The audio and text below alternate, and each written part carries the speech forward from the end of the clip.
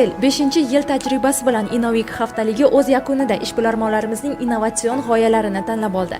Haftalikda nafaqat mahalliy tadbirkorlar va homiylar, balki qator davlatlarning xorijiy investorlari O'zbekistondan o'z hamkorlarini topdilar desak, mubolag'a bo'lmaydi. Men Surxondaryo viloyati Termiz shahri Azam Zarin oilaviy korxonaning rahbariman.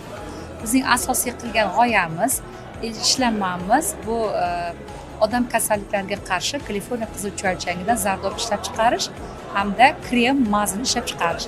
Va bu maz bilan krem maz ishlab chiqqanimizda biz birinchi navbatda innovatsion rivojlanish vazirligi tomonidan 600 million grant loyiha ajratib berildi. Bundan men kattadan katta rahmat aytaman, chunki biz bu bilan birgalikda 50 kishini ish bilan ham ta'minladik. Sizga ma'lumki, Surxondaryo viloyatida leishmaniyoz kasalligi nihoyatda keng tarqalgan. Leishmaniyoz kasalligini oldini olishda bu krem mazimiz hamda zardobimiz juda yuqori effekt berdi. U qanday kasallik? Bu kasallik yomon yara deyiladi, afg'on yarasi deyiladi yoki bo'lmasa oddiy mahalliy tilda pashshaxo'rda deyiladi. Bu yara chiqqandan keyin u bolalaydi, 10-15 tagacha boradi. Uni oldini olish maqsadida bu mazni ishlab chiqardik.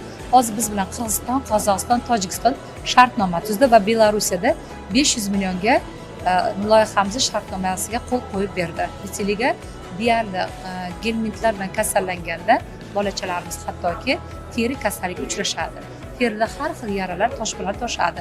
Ularni oldini olish uchun ham bizning bu ishlarimiz juda ham qo'l keldi va yuqori natijalarga erishdik. Bizni bu innovatsion loyiha g'oyamizni yaponiyalik olimlar ham qiziqishib, hatto men bilan bog'lanishdi. Nasib bo'lsa Yaponiyaga 11 kunlik aynan o'sha grant loyiha ishlanmasi bo'yicha laboratoriya ilmiy tadqiqot instituti taklif qilishmoqda.